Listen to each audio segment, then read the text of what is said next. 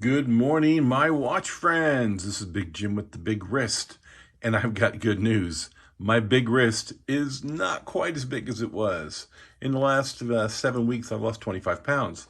So I am down to somewhere in the ballpark of below 8.25.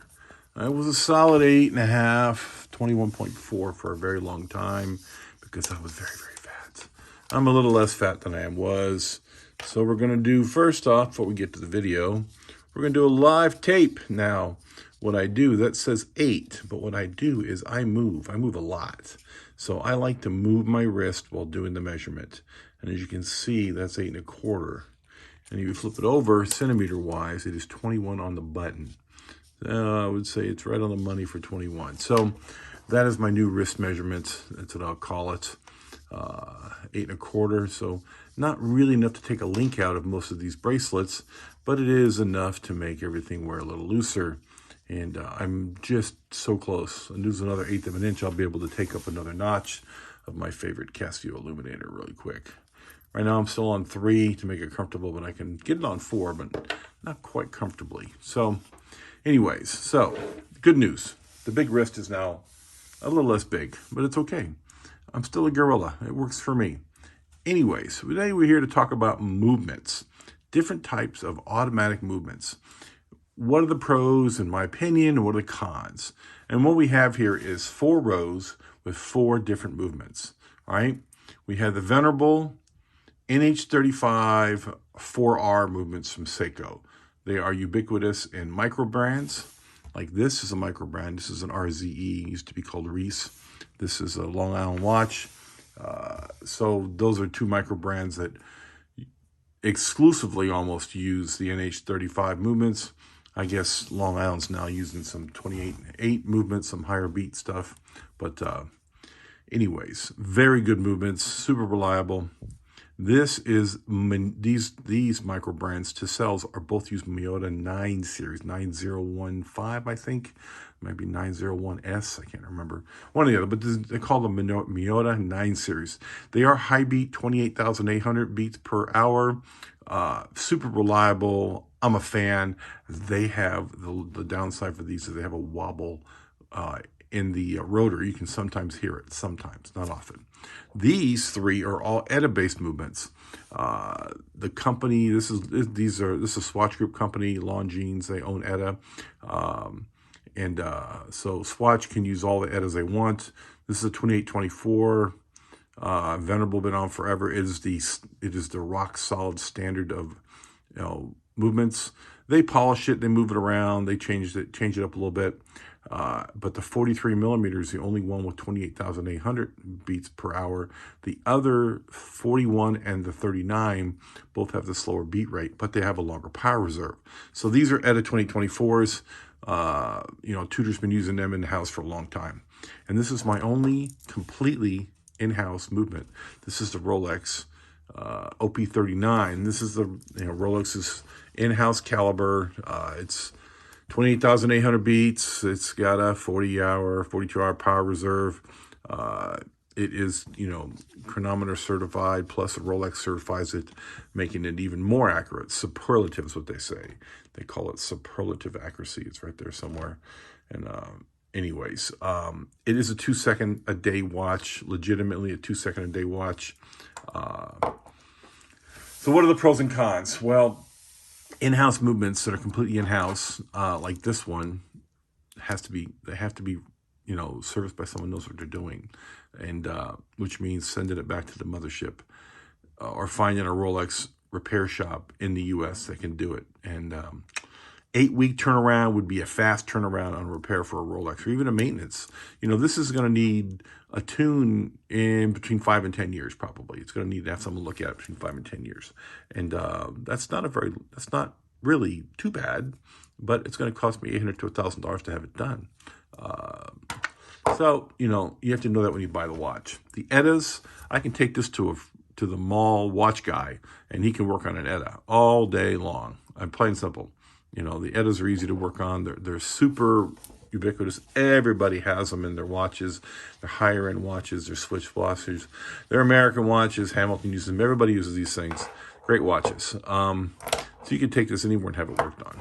Easy. I believe I had an Etta worked on a couple years ago. It was in a Steinhardt, and $250, not bad. Turned it around in a week. So Miyota S, the 9 series, the 9000 series watches with the movement, they're great movements. 28,800. They are, a Japanese movement. They're owned by Citizen. Not everyone can work on them. Not everyone can get parts. So this might have to be, if something went wrong with this, you might have to toss the movement and replace it completely. I'm not sure anybody could fix it, just because it is such an inexpensive watch. It's $250 brand new from the manufacturer. But Citizen sells those movements for under $100. So, and then the NH35 4R movements. These are both 4Rs because these are both with Seiko movements. This is a heavy modified Seiko 007. This, of course, is a Seiko Samurai. And these two use the unbranded 4R movement. They're called the NH35s. One has a date, one doesn't, so they're slightly different, but very, very similar. I'm sorry, both have a date, so they're slightly, the same. They're good watches, super accurate. I like them. I have no problem with NH35s. I actually have a couple. I used to do watch movement swaps. I used to do quite a few modifications. I did half of these mods on this one, and half I didn't do. So half I had to have someone fix it for me.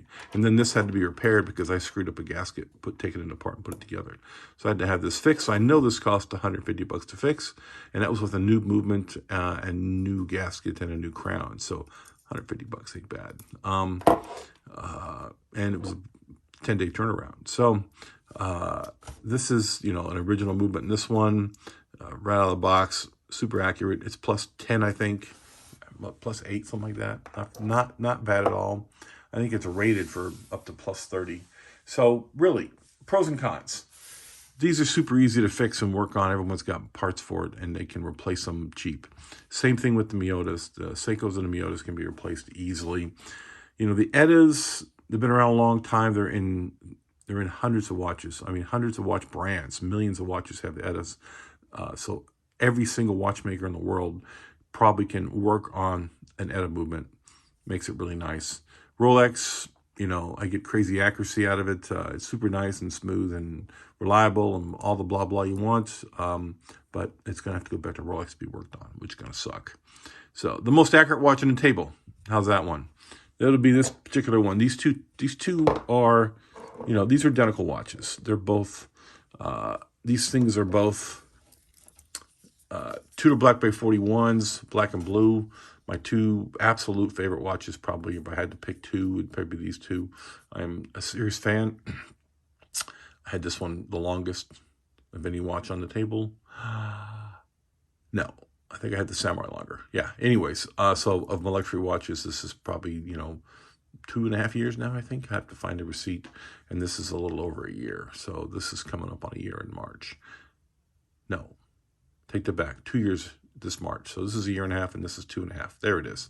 So this is a 1 second a day watch. Slightly slower than 1 second. I mean, talking in 7 days, it'll lose 5 seconds. So, 20 seconds a month. It's pretty good. Almost as accurate as my quartz watches. Really nice.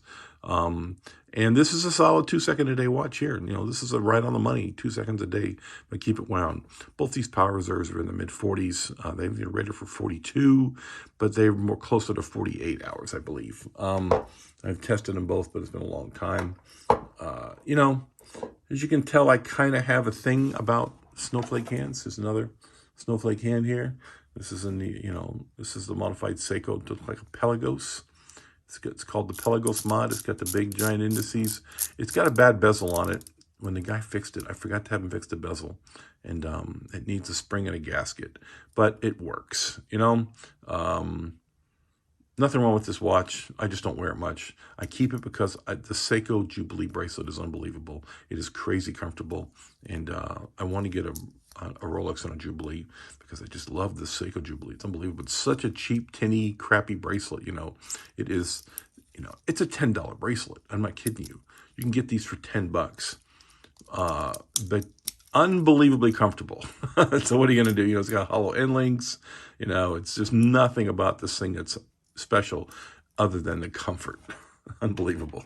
So anyways, I keep it just the way it is. I've got 10 bracelets in a drawer, and I keep it on this one because of the comfort level.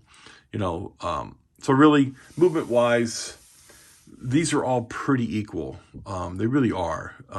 Other than speed, they're all within spec. They're all, they have a nice sweep of the hands.